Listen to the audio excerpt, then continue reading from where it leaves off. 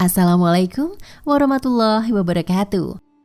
Sebuah studi penggalian arkeologi tahun lalu mengumumkan penemuan yang diklaim sebagai sumber kekayaan Nabi Sulaiman.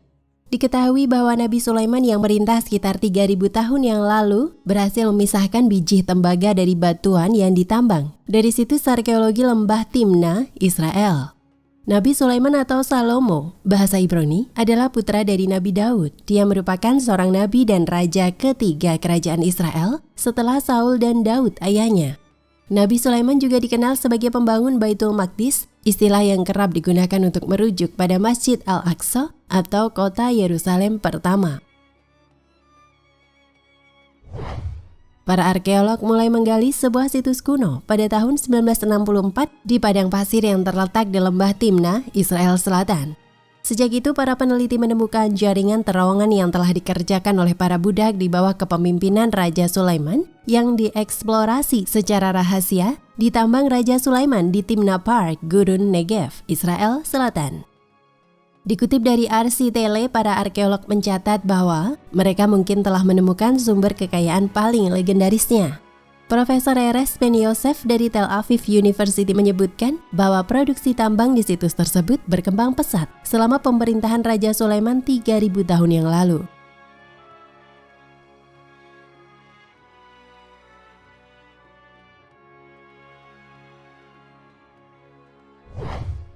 Tambang tersebut tidak mengandung emas atau perak, melainkan biji tembaga.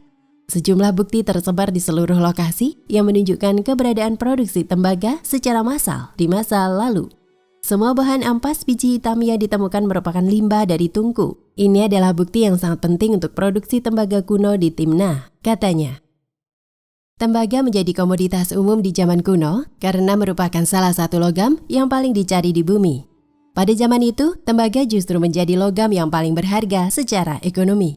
Tembaga pada waktu tertentu dalam sejarah adalah sumber daya ekonomi yang paling penting dan menjadi industri yang paling menguntungkan, kata Prof. Ben Yosef.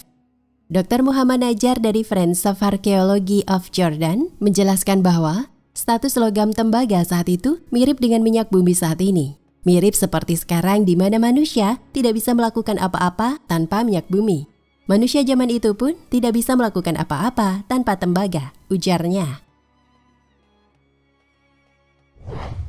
Tembaga menjadi titik balik radikal dalam sejarah manusia.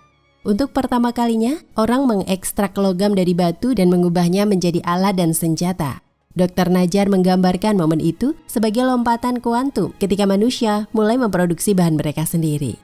Melalui proses peleburan, tembaga dipisahkan dari biji alam di dalam batuan. Biji tembaga harus dipanaskan hingga 1000 derajat Celcius, dan untuk mencapai suhu tersebut, para pekerja harus terus-menerus meniupkan api melalui pipa. Dibutuhkan berjam-jam untuk mendapatkan tembaga dalam bentuk murni.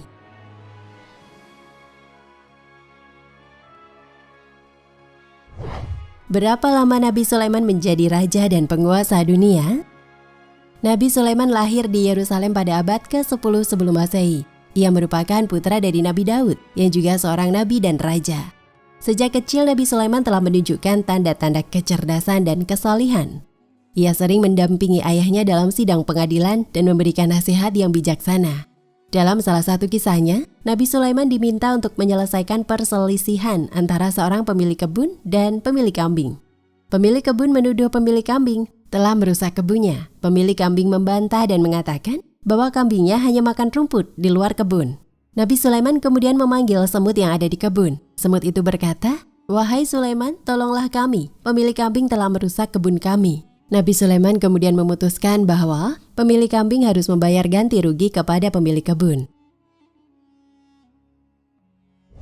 Kisah ini menunjukkan bahwa Nabi Sulaiman memiliki kecerdasan dan kebijaksanaan yang luar biasa. Ia dapat menyelesaikan masalah yang sulit dengan cara yang adil dan bijaksana. Setelah wafatnya Nabi Daud, Nabi Sulaiman menggantikan ayahnya sebagai Raja Bani Israel. Ia memerintah selama 40 tahun dan selama masa pemerintahannya, kerajaan Bani Israel mencapai puncak kemakmuran dan kejayaan. Nabi Sulaiman memiliki kekuasaan yang besar. Ia menguasai wilayah yang luas, termasuk wilayah Syam, Yaman, dan Mesir. Ia juga memiliki kekuatan militer yang tangguh, sehingga dapat menjaga keamanan dan kedamaian kerajaannya. Nabi Sulaiman juga dikenal sebagai raja yang bijaksana dan adil. Ia menerapkan hukum-hukum Allah dalam pemerintahannya dan selalu mengutamakan kepentingan rakyat. Ia juga memperhatikan kesejahteraan rakyatnya sehingga rakyatnya hidup makmur dan bahagia. Nabi Sulaiman juga seorang pemimpin yang visioner. Ia membangun Baitul Maqdis atau Masjid Al-Aqsa sebagai pusat peribadatan dan simbol kejayaan kerajaannya. Ia juga mengembangkan perdagangan dan ekonomi, sehingga kerajaan Bani Israel menjadi salah satu kerajaan terkaya dan terkuat di dunia pada masa itu. Nabi Sulaiman juga dianugerahi mukjizat oleh Allah. Ia dapat berbicara dengan hewan dan jin. Ia juga dapat mengendalikan angin dan memerintahkan jin untuk membangun istananya. Kisah Nabi Sulaiman dan Ratu Bilqis dari Sabah merupakan salah satu kisah yang menunjukkan mukjizat Nabi Sulaiman. Ratu Bilqis adalah ratu dari kerajaan Sabah yang terkenal dengan kekayaan dan kemegahannya. Nabi Sulaiman mengutus utusan kepada Ratu Bilqis untuk mengajaknya beriman kepada Allah. Ratu Bilqis menolak ajakannya, tetapi ia tertarik dengan kehebatan Nabi Sulaiman. Ia kemudian mengunjungi Nabi Sulaiman dan melihat sendiri mukjizat-mukjizatnya. Ratu Bilqis akhirnya beriman kepada Allah dan menjadi pengikut Nabi Sulaiman. Nabi Sulaiman adalah sosok yang bijaksana dan memiliki hikmah yang luar biasa. Ia mengajarkan banyak hal kepada umat manusia, termasuk pentingnya keadilan, kebijaksanaan, dan ketaatan kepada Allah. Kisah semut yang meminta tolong kepada Nabi Sulaiman merupakan salah satu kisah yang mengajarkan pentingnya keadilan.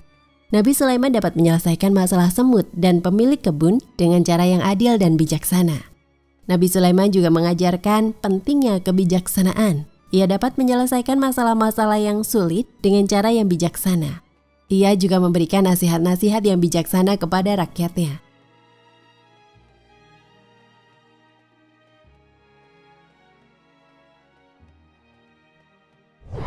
Nabi Sulaiman juga mengajarkan pentingnya ketaatan kepada Allah. Ia selalu beribadah kepada Allah dan selalu mengikuti perintah-perintahnya. Ia juga mengajarkan umat manusia untuk selalu bertakwa kepada Allah. Kisah Nabi Sulaiman merupakan kisah yang penuh hikmah dan pelajaran berharga. Ia adalah sosok yang adil, bijaksana, dan memiliki kekuasaan, serta mukjizat yang luar biasa. Kisah Nabi Sulaiman dapat menjadi teladan bagi umat manusia untuk menjadi pemimpin yang adil dan bijaksana. Wallahu a'lam bishawab.